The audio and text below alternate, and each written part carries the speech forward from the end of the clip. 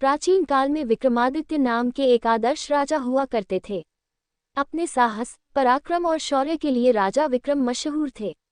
ऐसा भी कहा जाता है कि राजा विक्रम अपनी प्रजा के जीवन के दुख दर्द जानने के लिए रात्रि के पहर में भेष बदलकर नगर में घूमते थे और दुखियों का दुख भी दूर करते थे।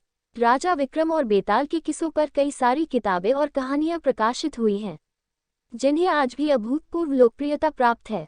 एक तांत्रिक 32 लक्षण वाले स्वस्थ ब्राह्मण पुत्र की बलि देने का तांत्रिक अनुष्ठान करता है ताकि उसकी आसुरी शक्तियां और बढ़ जाए।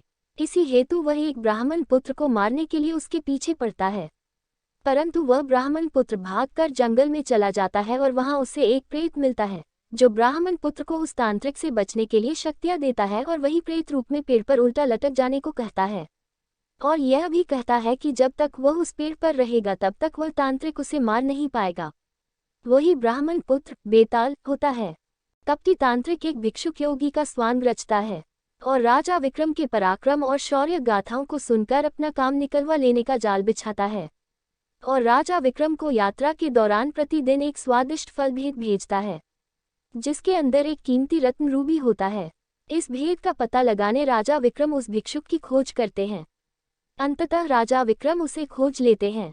चूंकि उस ढोंगी भिक्षुक में स्वयं बेताल को लाने की शक्ति नहीं होती, इसलिए वह स्वांग रचकर राजा विक्रम से उस पेड़ पर लटक रहे प्रेत बेताल को लाने के लिए कहता है।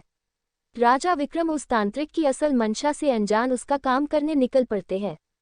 राजा विक्रम पेड़ से बेताल को हर बार उतार लेते और उस भिक्षुक के पास ले जाने लगते। रास्ता लंबा होने की वजह से हर बार बेताल कहानी सुनाने लगता और यह शर्त रखता है कि कहानी सुनने के बाद यदि राजा विक्रम ने उसके प्रश्न का सार्थक उत्तर ना दिया तो वह राजा विक्रम को मार देगा, और अगर राजा विक्रम ने जवाब देने के लिए मुंह खोला तो वह रूठकर फिर से अपने पेड़ पर जाकर उल्टा लटक जाएगा। घनघोर अंधेरी रात में राजा विक्रम अपनी खुली तलवार लिए बेताल को पकड़ने आगे बढ़ते हैं और अपने पराक्रम से बेताल को वश में करके अपने पीठ पर लाद कर ले जाने लगते हैं। सफर लंबा होने के कारण बेताल राजा विक्रम को कहानी सुनाता है और हमेशा की तरह शर्त रखता है कि अगर कहानी सुनने के बाद तुमने उत्तर देने के लिए मुंह खोला तो मैं उड़ जाऊंगा। बेताल कहानी सुनाना शुरू करता है। चंदनपुर गांव में एक वृद्ध स्त्री रहती थी। उसका एक बेटा था जिसका नाम दगड़ू था। वह स्त्री नए पुराने कपड़े सिलने का काम करके अपना और अपने बेटे का पेट पालती थी। दगड़ू एक कामचोर और आलसी लड़का था और दिन रात सपने देखा करता था। दगड़ू के साथ एक बड़ी परेशानी थी कि उसे अक्सर बुरे सपने ही आते थे और जब भी कोई बुरा सपना आता था वह सपना हकीकत बन जाता था। एक दिन दगड़ू को सपना आता है कि कुछ लोग नव विवाहित दंपति और बारात को लूट रहे हैं और उनसे मारपीट भी कर रहे हैं। दगड़ू ने जिसे सपने में देखा होता है वही दुल्हन बनने वाली लड़की अपनी शादी का लहंगा सिल जाने के बाद वापस लेने दगड़ू की मां के पास आती है। दगड़ू फौरन उसे सपने वाली बात कह देता है।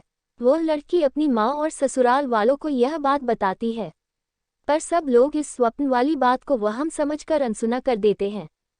शादी के बाद जब वर वधू बारात के साथ जा रहे होते हैं तब सपने वाला वाकया सच में घटित हो जाता है और इस पूरी घटना में दगड़ू पर आरोप लगते हैं कि वही लुटेरों से मिला होगा, वरना उसे कैसे पता चल सकता है कि ऐसा ही होगा।